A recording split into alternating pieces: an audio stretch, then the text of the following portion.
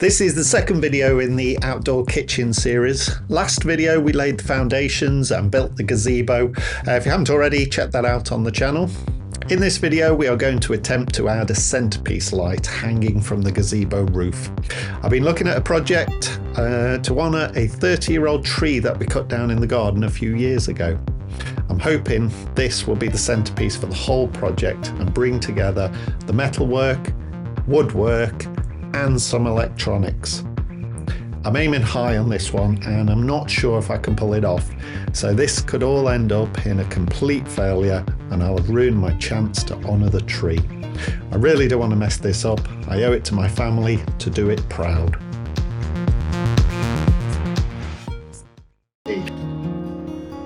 Another day, another project. Today we're going to be tackling the light for the gazebo. Brilliant idea. There's an old log that I've had in the garden since I had a load of conifers chopped down. I'm going to use the tree trunk as my light. So this is a little beastie at the moment.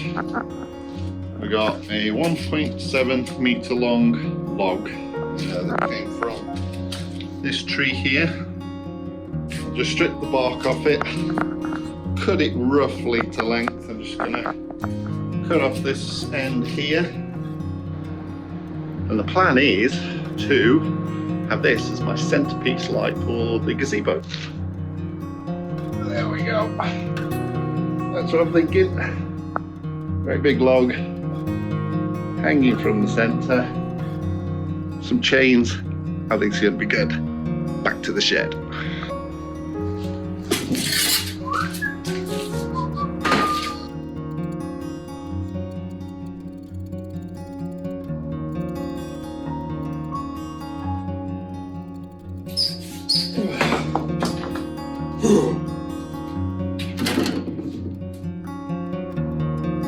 Okay, log has been cut to size, roughly 1.7 metres, maybe 1.8 metres.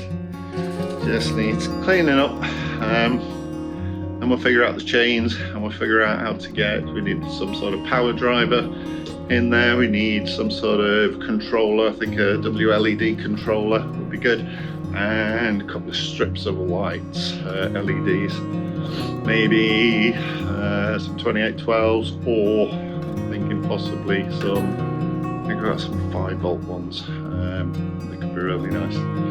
Let's see. Okay, next job for us is sanding. I'm just going to hit it with an 80 grit to start with, get rid of a lot of these lumps and bumps. There's some sharp bits where the branches came out of. Going to hit it with the 18, then go all the way up to 240. I think I will distress it as well, so we're going to whack it with a hammer and nails and just make it look a little bit lived in.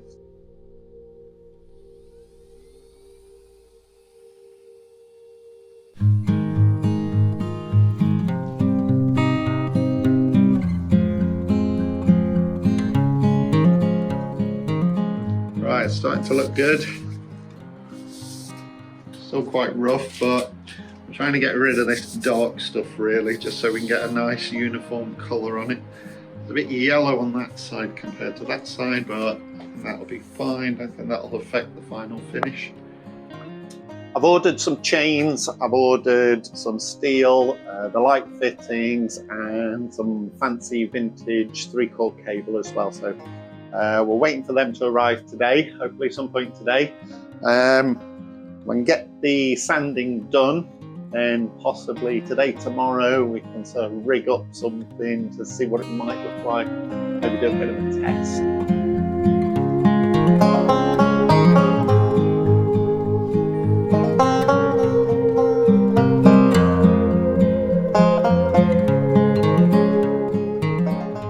Right, check this out. I've gone through 40 grit, 80 grit, 120 grit, and 240 grit. It is super smooth.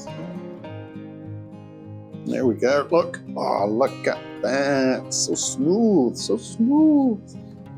Wow, that is as smooth as a baby's bum. Question now is, do I wax it? Do I paint it, stain it? What do I do with it? I could use the same stain, the oak stain that I use on the gazebo, but I'm not sure. I think waxing it would look amazing. I think waxing it would bring out this green, bring out all the detail. And then the question is, do I distress it a little bit? So I could rough it up just a little bit, put some sort of nail pin holes, make it look like it's got a bit of woodworm, give it some character. I've done that before on shelves and this looks really nice, but I'm really not sure on this one. It looks so nice that I think I might just keep it as it is. Look at that, so smooth, so smooth. Oh, it's Halloween time of year.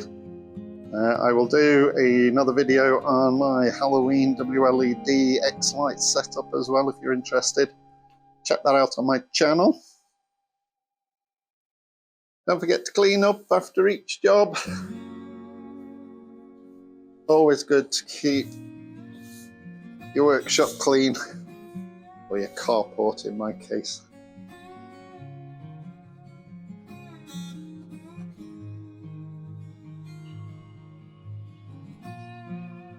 Woohoo! Hardware has arrived. Lots of goodies. So we have a meter of chain. I think that's 6mm chain, welded. That we don't need much. Yeah, more than enough. Two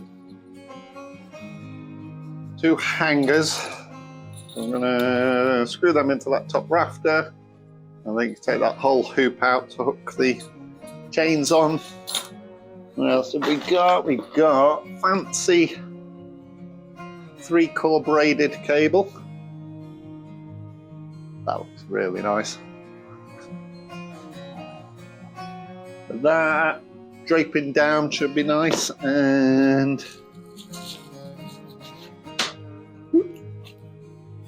let's see, vintage. Fittings, light fittings. Yeah, look at them. I went for mixed colours because I didn't know which one was best, so I thought, why not have a bit of each? Yeah, take that out. There we go. So this is going to be a bit of that onto there. That is going to look awesome. Hanging off there. Oh, I'm getting excited now. So we've almost got everything. I just need, I'm going to do some metal steel straps to go around there. So I just need to pick up a 3mm by 30mm by metre, I think metre long steel bar. And that's it. I think we've got everything that we need to get cracking. Woohoo! Lots of parts.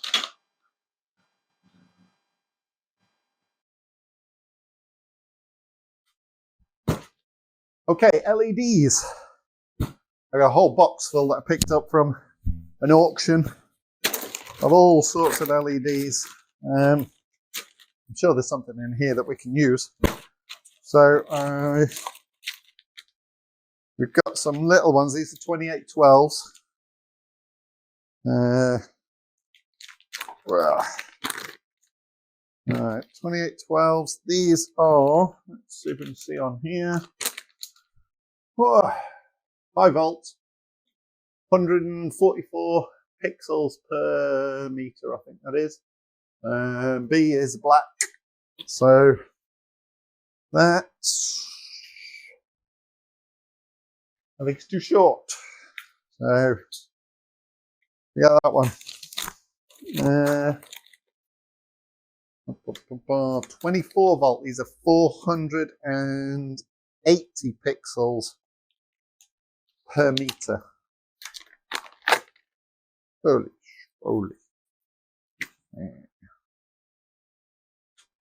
Again, meter. These are just one color. These are just white. So that's no fun. FOB lights, FOB 12 volts, extension cable, 2812, 2812. This one, I think. These are SK6812s, 5 volts, 60 pixels per meter, D, which is black as well. So it does look. And go. So these ones, if I remember rightly, the 6812, so there is red, green and blue LEDs, but then there's also a white LED as well. So rather than just mixing RGB, the red, green and the blue to create the white, we now have a pure white as well. So we should be able to get super bright, which is what I'm after. I've already got festoon lights on the gazebo, but they're more atmospheric and they're not very bright. So really what I need as the center light is, because I'm going to be cooking in there, I want to be able to see what I'm cooking. And certainly if I'm cooking chicken or something, I want to be able to see whether it's white or pink. So I need strong light, but then also I want to have some fun. So it'd be great to create party mode where it just starts flashing all different colors, maybe have some firework effects. Yeah, I think this is the one. Let's have a look. So we have, yeah, I'm thinking maybe I've got 5 meters on this roll, so I could run 2 strips. Let's have a look. It says the whole 5 meters is 90 watts, 5 volts at 90 watts. So if I have 2 meters, what's that? 90 divided by 5 times 2, essentially, whatever that works out to. I think I imagine if I got like a 5 volt, 40 watts power driver, power supply. Yeah, I think that would work. Is that about 4 amps, 3 amps? That is the plan. I think we rig up a test first, see what it looks like. And then figure out whether I could route in some channels and then inset it. I've also got some diffusers right there.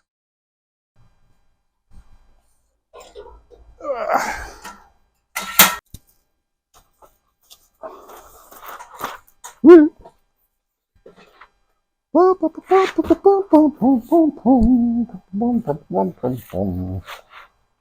Yeah. I've also got a set of diffusers that I had for another project. I use these on the front of the house to do the permanent lights. So these are an aluminium metal backing with a black cover strip. You put the LEDs inside and then it shines through and diffuses the light. So that is a possibility as well. Let's see.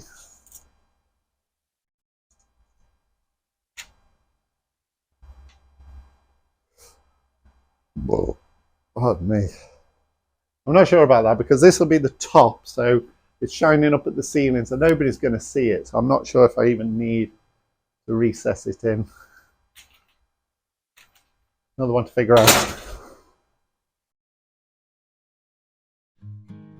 This is I'm not a blacksmith. First time I've ever tried doing anything with hot rolled steel before, so my plan is, it seems to be working, is heat it up to make it pliable. I'm just using the barbecue for this. Doing a good enough job. And then I stick it on an unused bit of the log and push it down. And it seems to be working.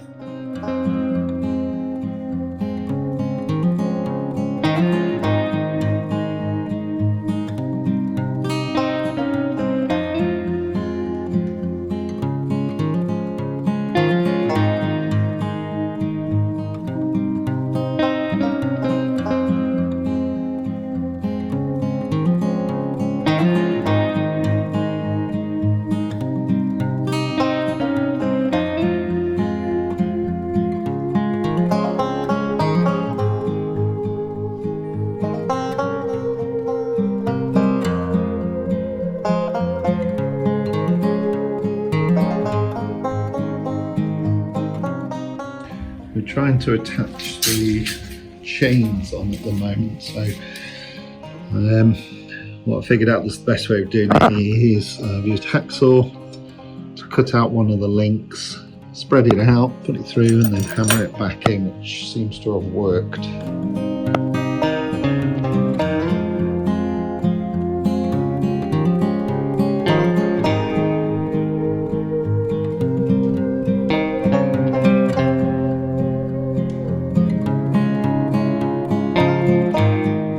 Two very rustic log hanging steel things. Don't know what you call them. I think maybe now if I spray them both black, yeah, I think black could be better than this. It's not even silver, it just looks like a cheap metal alloy.